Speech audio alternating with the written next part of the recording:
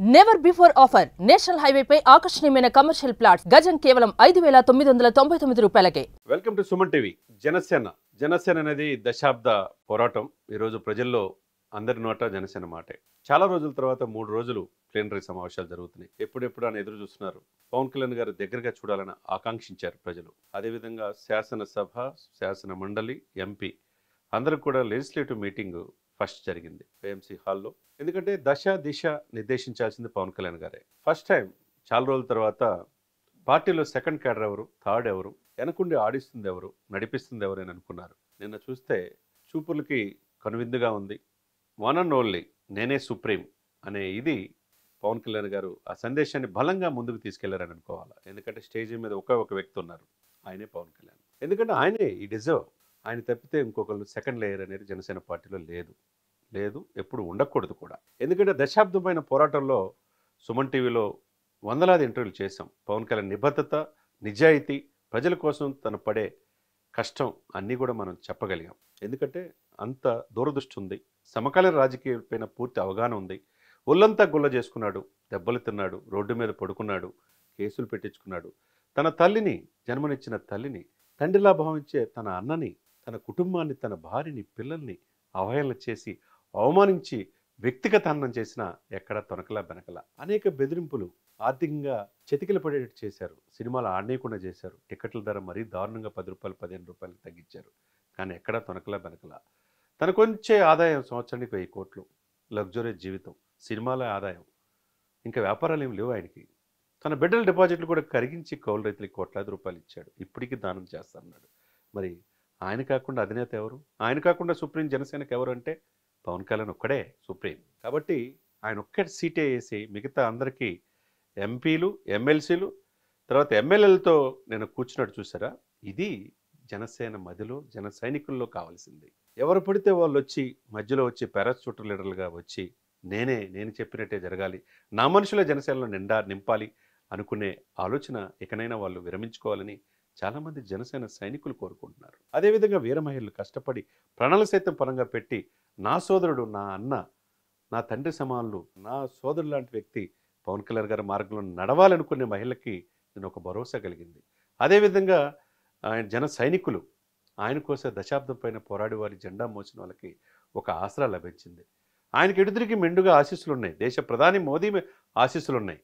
కోట్లాది మంది ప్రజల ఆశీస్సులు ఉన్నాయి. ఈ అన్నిటితో పాటు హిందూ సనాతన సాంప్రదాయం ఎప్పుడైతే లేవనెత్తాడో 100 కోట్ల మందికి హిందువుల ప్రతినిధిగా ఆయన కనపడుతున్నాడు. అంటే ఈ దేశంలో 80% పాపులేషన్కి హిందూ సనాతన ధర్మ పరిరక్షణ బోర్డు ఏర్పాటు చేయాలనేది ఒక్కసారిగా దక్షిణ భారతదేశం నుంచి నార్త్ లేదు, సౌత్ లేదు, వెస్ట్ లేదు, అంతా పవన్ కళ్యాణ్ గారు. అంటే ఆయన నిర్మించుకున్న, ఆయన స్వయంగా మార్చుకున్న తీరు, ఆయన పడిన కష్టాలు ఈ రోజున ఈ పార్టీకి సుప్రీం ఇంకొకరు లేరు పవన్ కళ్యాణ్ అనేది స్పష్టంగా నిన్న అర్థమైంది. ఏదన్నా ఆశలు వాళ్ళకి మనసులో ఉంటే ఆశలు అంతటితో ఆపేసుకోండి. పవన్ కళ్యాణ్ గారు తప్పితే ఈ పార్టీకి అధినేత ఇంకొకరు లేరు, ఊహించుకోవటం కష్టం. ఆయనే supreme. There is no second layer. ఏమైనా సమస్యలు ఉండే నేను ఒకటే మాట చెప్పాడు. 25 ఎంపీ నియోజకవర్గాలు కావచ్చు, 175 అసెంబ్లీ నియోజకవర్గాలు కావచ్చు, ఎక్కడైనా పని జరగకపోతే, తప్పు జరుగుతుంటే ఈ కూటమిలో ఎవరు తప్పు చేసినా నా దృష్టికి తీసుకురండి అన్నాడు. అది బలమైన సంకేతం. అంటే నేను క్లారిటీగా ఉంటాను, వ్యూహాలు నాకు వదిలేయండి అన్నాడు. ఆ వ్యూహం దశాబ్దం పైన పోరాటం ఎప్పుడు అపజేయాలి, ఫస్టే విజయం సాధించాడు. విజయం సాధించిన తర్వాత తన క్యాడర్కి ఇచ్చే సంకేతం ఏదైతే ఉందో, మన ఎవరికి ఎంత ఇంపార్టెంట్ ఇవ్వాలో మేమే అనుకునే వాళ్ళకి నిన్న ఒక షాక్ ఇచ్చినట్టుగానే అర్థమవుతుంది. మేమే నడిపించేది, ఆయన వెనక మా మాట నమ్ముతాడు అనుకున్నాడు. చాలా పవన్ కళ్యాణ్ గారు పరిణితి చెందిన రాజకీయ నాయకుడు. ఆయనకి పాలిటిక్స్ ఎలా చేయాలో తెలుసు. పాలిటిక్స్ అనేది పాయిజన్ అని కూడా తెలుసు. తన అన్న సాధించలేనిది ఆశీస్సులతో సాధిస్తానని కూడా తెలుసు. కాబట్టి ఎక్కడ పదవి కోసం రాలా, ఆయన ప్రజల మెప్పు కోసం వచ్చాడు, ప్రజల హృదయాల్లో ఉండటానికే వచ్చాడు. నిన్న చూస్తే కనుక క్లారిటీ ఇచ్చాడు. మీరు అసెంబ్లీలో పోరాడండి, సమస్యలు పోరాడండి. ఒక సుగాలి ప్రీతి విషయం కావచ్చు, ప్రజల సమస్యలు కావచ్చు, ఏదైనా పోరాడే పందా మార్చుకోవద్దు. ప్రజల ఉదయాల్లో ఉండాలంటే ప్రజల కోసమే మనం పనిచేయాలనేది స్పష్టమైన సంకేతాలు అందించాడు. ఇది జనసేన ప్రజలకి, జనసేన పార్టీ నుంచి ప్రజలు కోరుకుంటుంది. ఆంధ్రప్రదేశ్లో సరికొత్త రాజకీయాల దిశగా ఒక జనసేన పార్టీ ఆవిర్భవించి ఆయన ఏం చేస్తాడు, భవిష్యత్తు ఏంటి, ప్రణాళిక ఏంటి, టీడీపీతోనే వత్తాసు పలుకుతాడా, టీడీపీతోనే కలిసి ఉంటాడా, ఈయన ముఖ్యమంత్రి కాడా అని చెప్పి అనుకుంటారు. ఆయన ముఖ్యమంత్రి కంటే ప్రజల యొక్క కష్ట సుఖాలు, ఆంధ్రప్రదేశ్ భవిష్యత్తు, ఈ దేశ భవిష్యత్తే ముఖ్యం అనే ఉద్దేశంతో ముందుకెళ్తున్నాడు. కాబట్టి ఈరోజు ప్రజల ఉదయాంతరాల్లో ఉన్నారు. అదే విషయంలో ఆంధ్రప్రదేశ్ ప్రజలకు ఏం కావాలో తీసుకురావడానికి మోదీ గారు ఆశీస్సులతో ముందుకెళ్తున్నాడు. ఇకపోతే చాలామందికి మేమే జనసేనలో అనే వాళ్ళకి నేను ఒక చెక్ పెట్టినట్టుగా అనిపిస్తుంది. నేనే సుప్రీం, నేను తప్పితే ఎవరు లేరు. There is no second layer in Janasena. కాబట్టి మీ సమస్యలు నా దగ్గర తీసుకురండి, మీ సమస్యల పరిష్కారం తీసుకెళ్ళండి. అదేవిధంగా ఎమ్మెల్యేలు మీరు గెలిచామనే అహంతో వెళ్ళొద్దు. ప్రజల సమస్యలు తెలుసుకున్నప్పుడు మీరు మళ్ళీ ఇంకోసారి ఎమ్మెల్యే కాగలరు. కాకపోతే అహంతో వెళ్ళినప్పుడు ఓడిస్తారు ప్రజలు. ప్రజా సమస్యలు ముందుకు తీసుకెళ్ళడానికి ప్రయత్నం చేయమని చెప్పటం అనేది క్లారిటీగా ఉంది. ఏ సమస్యనైనా నా దృష్టికి తేండి. ఈ కూటమి గెలుపుకు మనం ఎంతో కృషి చేశాం.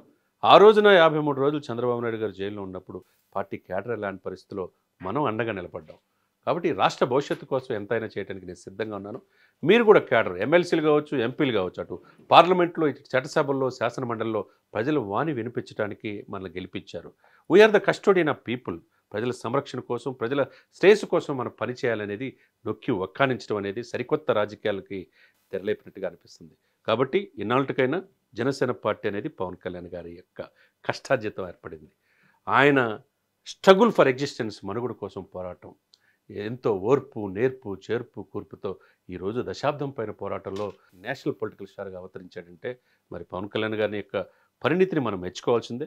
ఏదేమైనా విశాఖపట్నంలో ఈ 3 రోజుల సమావేశాలు, ఒకవైపు లెజిస్లేటివ్ మీటింగ్లో కావచ్చు, తర్వాత క్రియాశీలకమైన 350 మంది కార్యకర్తలతో పాటు కావచ్చు, ఈరోజు మేధావులతో, మిగతా మహిళా సంఘాలతో మాట్లాడుతూ రేపు ఉభయ తెలుగు రాష్ట్రాలు, అటు తెలంగాణ, ఆంధ్రప్రదేశ్లో 16,000 మంది క్రియాశీలక సభ్యులతో దశ, దిశ, భవిష్యత్తు జనసేన ఎంత విస్తరించబోతుంది అనే పాయింట్ ఆఫ్ వ్యూలో వెళ్ళటం అనేది ఒక సరికొత్త రాజకీయ పందాగా ముందుకెళ్తుంది జనసేన అనటంలో ఎటువంటి అతిశయోక్తి లేదు. కొంతమంది క్యాడర్ వాళ్ళకి నచ్చిన వాళ్ళు ఈ పార్టీలో ఉండాలనుకుంటారు, కానీ అది కుదరదు. There is no second layer. Pawan Kalyan ఒక్కడే లేయర్, ఆయనే అధినేత, నేనే సుప్రీం అనే భావన స్పష్టంగా నిన్న కలిగించినట్టుగా అర్థమవుతుంది.